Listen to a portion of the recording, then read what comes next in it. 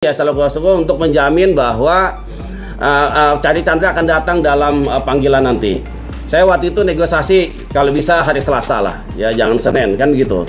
Ternyata memang suratnya untuk pemeriksaan di hari Senin. Nah, proses itu ternyata tidak sebagaimana yang kita tidak sepakati. Ternyata sampai malam hari itu, sampai jam 12 kami memprediksi kemungkinan jam 24.00 sudah tarik diri. Ternyata sampai jam 1 itu masih ada anggotanya.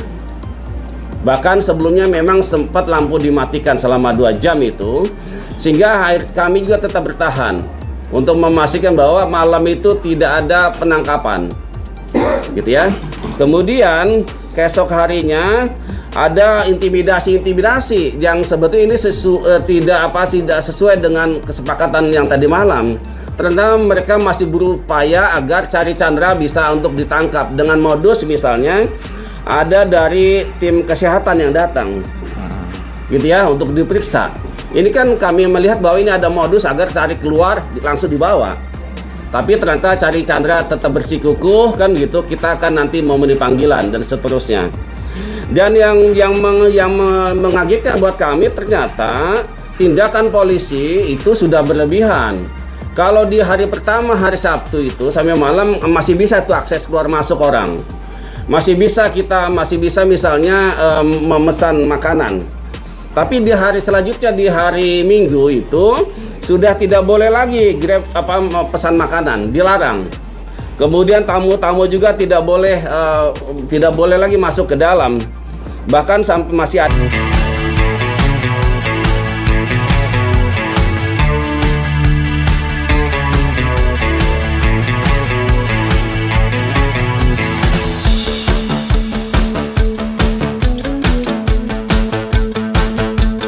Bismillahirrahmanirrahim. Assalamualaikum warahmatullahi wabarakatuh. Waalaikumsalam. Hari ini tentu saja kita semua berduka, kita semua berbelasungkawa, kita semua prihatin karena hari ini negara kita mengalami tragedi. Yang saya pikir tragedi ini hanyalah simbolik. Apa yang nampak dan terjadi dialami oleh Pak Cari Chandra hanyalah fenomena gunung es, karena nasib yang dialami oleh orang yang punya tanahnya dirampas dan dikriminalisasi di proyek PIK 2 ini bukanlah hanya dialami oleh Pak Cari Chandra. Kenapa? Karena masih banyak korban-korban perampasan tanah lainnya yang memang kita ketahui mereka mengeluh, tetapi memang sedikit sekali yang berani menyampaikan kepada rakyat berjuang untuk membela haknya. Dan tentu saja kami sangat apresiasi ya kepada Pak Cari Chandra, karena beliau ini setelah menjadi korban dan pernah juga ditahan oleh penyidik, tidak kemudian diam, dan akhirnya kita tahu ada masalah di negara kita, khususnya di wilayah Tangerang, Banten, ada masalah perampasan tanah di PIK 2. Hari ini kita ingin merespon apa yang kemarin sudah disampaikan oleh Polda Banten ya, berkaitan dengan penangkapan Pak Cari Chandra. Kami ingin tegaskan bahwa rilis Polda Banten bersifat prematur dan tidak komprehensif, sehingga hal-hal yang khususnya berkaitan dengan hak-hak rakyat, hak-hak seorang tersangka, bahkan peristiwa yang kita tahu ramai di sosial media tidak diklarifikasi oleh Polda Banten dan dianggap tidak pernah terjadi. Polda Banten seolah-olah sedang menegakkan hukum, padahal kami berkeyakinan, mohon maaf suaranya ya biar nggak kami berkeyakinan Polda Banten tidak sedang melakukan proses penegakan hukum, tetapi secara telanjang dan terbuka melakukan kezaliman terhadap rakyat, melakukan pelanggaran prosedur di dalam Kitab Undang-Undang Hukum Acara Pidana. Bahkan kami bisa tegaskan Polda Banten sedang melayani kepentingan oligarki PIK 2 yang dimiliki oleh Aguan dan Antoni Salim, karena terlalu berani ya melakukan pelanggaran yang secara telanjang sudah kita ketahui. Namun demikian hari ini kita harus menyampaikan kepada publik tentang fakta apa sejatinya yang terjadi, sehingga selanjutnya terserah kepada rakyat, kami serahkan apa yang sebenarnya terjadi. Dan ini penting, kenapa? Agar jangan sampai klien kami ya, Pak Charlie Chandra yang ditangani LBH AP Muhammadiyah yang dipimpin oleh Pak Gufroni SHMH itu sudahlah menjadi korban, masih pula difitnah mafia tanah, difitnah penjahat, difitnah bapaknya penjahat TPO dan seterusnya. Jadi ini yang penting. Baik, hari ini kita akan melakukan konferensi pers, dan untuk mengawali tentu kita ingin tahu peristiwa apa yang terjadi. Dan di sini di sebelah kiri saya sudah ada Bapak Gufroni SHMH selaku koordinator dalam penanganan kasus Pak Charlie Chandra. Memang banyak sekali tim PH yang terlibat, tapi beliaulah koordinatornya dari Lembaga Advokasi Publik Lembaga Bantuan Hukum LBH Muhammadiyah. Kepada Pak Gufroni kami persilahkan. Baik, terima kasih. Assalamualaikum warahmatullahi wabarakatuh. Waalaikumsalam. Baik, terima kasih Bang Osinuddin yang telah memberikan kepada kami untuk menyampaikan kronologis penangkapan klien kami Charlie Chandra, bahwa pada tanggal 17 Mei 2025 atau tepatnya hari Sabtu siang, saya memang dihubungi Charlie Chandra menginformasikan bahwa ada sejumlah petugas dari Polda Banten yang hendak melakukan penangkapan ya di kediamannya di Golf Residence Kemayoran, Jalan Geria Utama, Pademangan di Jakarta Utara. Dan saat itu juga karena Charlie Chandra tidak ada siapapun yang mendampingi, saya kemudian meluncur ke kediamannya. Ya, jadi saya minta agar polisi untuk tidak serta-merta melakukan penangkapan sebelum ada penasihat hukum yang mendampingi. Dalam perjalanannya memang saya juga dihubungi oleh penyidik Polda untuk supaya tidak perlu menunggu saya, kira-kira begitu. Tapi saya bilang nggak bisa, saya harus memastikan bahwa klien kami dalam keadaan baik-baik saja dan tidak boleh ada penangkapan sebelum saya datang. Akhirnya telepon saya matikan waktu itu. Di lokasi kira-kira 1,5 jam ya, karena tempat tinggal saya dengan tempat tinggal Bapak Charlie cukup jauh.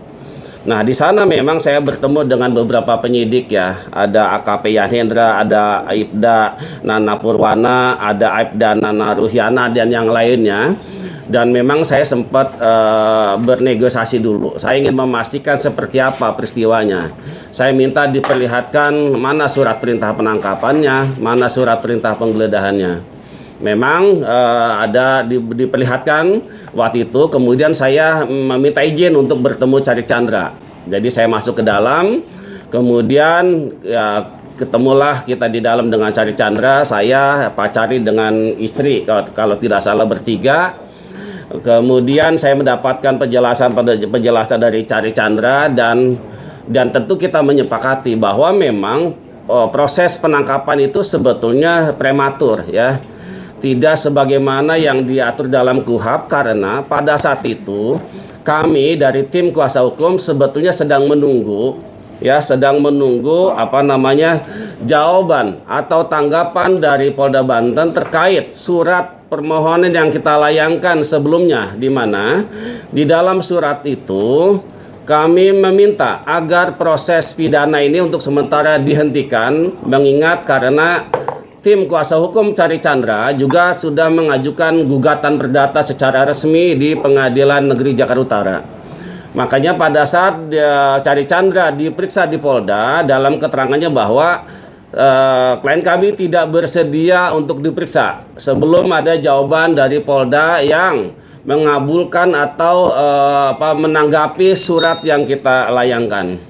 Namun ternyata tiba-tiba di hari yang Sabtu itu ternyata sudah banyak anggota kepolisian yang kurang lebih mungkin 20 orang yang tiba-tiba berusaha untuk melakukan penangkapan. Memang telah terjadi negosiasi yang cukup alot dan panjang, dan sebagaimana kita ketahui bahwa itu juga prosesnya sampai malam, Sabtu malam. dan juga penyidik juga tidak berhasil untuk melakukan penangkapan sehingga mereka menemui kita untuk kita akan tarik diri. Saya masih ingat kata-katanya. Jadi kita penyidik akan tarik diri untuk tidak melakukan penangkapan, dan saya minta saya ya selaku untuk menjamin bahwa Cari Chandra akan datang dalam panggilan nanti. Saya waktu itu negosiasi kalau bisa hari Selasa lah, ya jangan Senin kan gitu. Ternyata memang suratnya untuk pemeriksaan di hari Senin. Nah, proses itu ternyata tidak sebagaimana yang kita tidak sepakati. Ternyata sampai malam hari itu, sampai jam 12 kami memprediksi kemungkinan jam 24.00 sudah tarik diri. Ternyata sampai jam 1 itu masih ada anggotanya. Bahkan sebelumnya memang sempat lampu dimatikan selama 2 jam itu, sehingga kami juga tetap bertahan untuk memastikan bahwa malam itu tidak ada penangkapan, gitu ya. Kemudian keesok harinya ada intimidasi yang sebetulnya ini tidak sesuai dengan kesepakatan yang tadi malam. Ternyata mereka masih berupaya agar Cari Chandra bisa untuk ditangkap dengan modus misalnya ada dari tim kesehatan yang datang, gitu ya, untuk diperiksa. Ini kan kami melihat bahwa ini ada modus agar Cari keluar langsung dibawa. Tapi ternyata Cari Chandra tetap bersikukuh kan gitu. Kita akan nanti memenuhi panggilan dan seterusnya. Dan yang mengagetkan buat kami ternyata tindakan polisi itu sudah berlebihan. Kalau di hari pertama hari Sabtu itu sampai malam masih bisa itu akses keluar masuk orang. Masih bisa misalnya memesan makanan. Tapi di hari selanjutnya di hari Minggu itu sudah tidak boleh lagi pesan makanan, dilarang. Kemudian tamu-tamu juga tidak boleh lagi masuk ke dalam. Bahkan sampai masih ada menggedor pintu rumah, kemudian bahkan ada kondisi di mana ada orang tua istri Cari Chandra yang berusia 82 tahun dalam kondisi fisiknya yang sangat tergantung pada peralatan medis karena kan waktu itu dimatikan lampunya 2 jam. 2 jam listrik. Oke. Kemudian pada hari Senin tanggal 19 pukul 10.00 tim penasihat hukum Cari Chandra mengirimkan surat pemberitahuan ketidakhadiran ke Polda Banten, ya, yang ditujukan kepada Ditreskrimum Polda Banten, UP AKP Yan Hendra SAMH. Jadi Senin itu pagi Pak Bang Kosidudin telah mengirimkan surat untuk bahwa pada hari Senin klien kami tidak bersedia untuk diperiksa karena tidak sesuai dengan KUHAP. Karena dalam ketentuan pemanggilan itu setidak-tidaknya adalah minimal 3 hari. Jadi bayangkan suratnya itu hari Minggu ya. Minggu kemudian untuk diperiksa di hari Senin. Jadi sangat waktunya sangat sedikit sekali. Kemudian Senin tanggal 19 2025 sekitar pukul 18 ya, jam 18.45 kebetulan kami ada di Polres Jakarta Utara. Kami ditelepon oleh saudara Cari Chandra bahwa ini sudah akan ada upaya paksa gitu loh, dengan cara mulai untuk merusak pintu. Dan diberitakan bahwa sebelumnya sudah ada banyak anggota-anggota polisi. Ini sesuatu yang di luar dugaan. Jadi benar saja bahwa pada sekitar pukul 18.45 itu petugas Polda Banten memaksa masuk ke rumah Cari Chandra dengan mendobrak pintu dan jendela rumah. Jadi awalnya jendela dulu dia masuk salah satu, kemudian pintu luar itu dibuka, kemudian pintu dalam juga dijebol, ditendang dengan sepatu sehingga saat itu Cari Chandra yang memang posisinya sedang berada di depan pintu yang itu kemudian langsung dibawa oleh anggota dari Polda Banten yang hanya bercelana pendek dan berkaus dan tidak mau menunggu tim penasihat hukum yang untuk mendampingi. Jadi kami datang waktu itu Cari Chandra sudah dibawa oleh Polda Banten, ya. Jadi kami sempat mendokumentasikan waktu itu di lantai 2 ya sebagai barang bukti untuk sewaktu-waktu kita gunakan bahwa telah terjadi pengerusakan yang dilakukan oleh penyidik Polda Banten dengan cara merusak pintu dan jendela rumah. Pada malam hari itu juga sekitar pukul 8 malam atau itu, kemudian kami meluncur ke Polda Banten malam hari itu juga.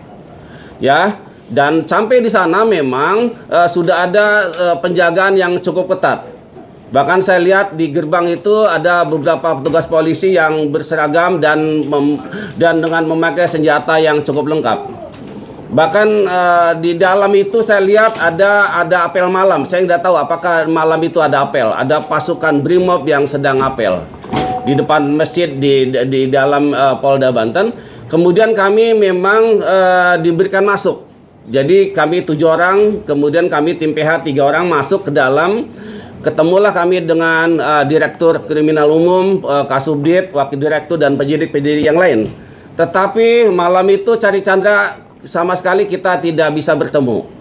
Kami berupaya kepada Direktur agar kami bisa bertemu dengan Cari Chandra untuk memastikan kondisinya. Apakah beliau baik-baik saja? Apakah ada bekas-bekas penganiayaan dan seterusnya?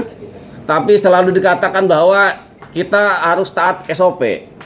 Tidak bisa kemudian ini bertemu dengan penasihat hukum sekalipun. Jadi harus ada ada jadwal kunjungan, kira-kira begitu. Dan jadwal kunjungannya adalah hari Kamis, ya. Sehingga hal itulah kemudian kami juga tidak bisa bertemu Cari Chandra malam itu, dan kami memang diperlihatkan ada BAP tebal bahwa katakanlah ini berkasnya sudah lengkap P21 gitu ya. Bahkan diperlihatkan juga surat dari Kejaksaan Tinggi Banten yang menyatakan bahwa perkara ini sudah P21, maka ini sudah harus segera dilimpahkan. Jadi itu yang bisa kami sampaikan pada Senin malam. Kemudian hari Selasanya kita sudah mendengar bahwa Polda Banten melaksanakan press conference, ya, dengan menghadirkan saudara Cari Chandra dengan menggunakan pakaian tahanan dan dalam keadaan diborgol. Jadi ada beberapa hal pernyataan dari Direktur Kriminal Umum yang sebetulnya itu juga sepenggal-sepenggal. Karena mereka bilang bahwa apa yang terjadi narasi di luar itu sepenggal-sepenggal. Jadi karena diputar berulang-ulang, ditayang berulang-ulang itu benar. Saya katakan apa yang disampaikan oleh Direktur Kriminal Umum itu juga sepenggal-sepenggal. Jadi tidak melihat pokok persoalan yang lebih utuh. Bahwa ada perkara pidana, oke, ada putusan, tetapi jangan lupa bahwa ada perkara perdata yang sudah ingkrah. Di mana Sumita Chandra almarhum dari ayahnya Cari Chandra selaku pembeli itu dikatakan sebagai pembeli beritikat baik. Jadi tidak ada misalnya bahwa Sumita Chandra dianggap melakukan pemalsuan. Jadi kita juga harus luruskan itu. Kemudian ya hari Rabunya kami mendapat informasi bahwa Cari Chandra akan dilimpahkan ke Kejaksaan Negeri Kabupaten Tangerang atau Kejaksaan Tiga Raksa. Maka saat itu juga kami meluncur ke Polda Banten. Ya, hari Selasa siang ternyata sudah keburu dibawa. Jadi akhirnya kita tunggu di Kejaksaan Negeri Kabupaten Tangerang di Tiga Raksa dan dilakukan serah terima dari Polda Banten ke tim JPU langsung yang menangani nanti. Sudah ada tanda penyerahan segala macam. Kemudian di hari itu juga sorenya, ya, setelah dari Kejaksaan Negeri Tiga Raksa, Cari Chandra langsung dititipkan di rutan kelas 1A Tangerang atau biasa disebut dengan istilah rutan Jambe. Jadi disitulah kami sempat ketemu, bahkan termasuk di Kejaksaan Negeri kita sempat ngobrol sedikit dan kita berikan support. Intinya Cari Chandra dalam keadaan sehat, tegar, dan siap untuk menghadapi kasus walaupun ini adalah yang terjadi yang 2 kali. Mungkin itu saja kronologi singkatnya. Terima kasih dari saya, kurang lebihnya mohon maaf. Assalamualaikum warahmatullahi wabarakatuh.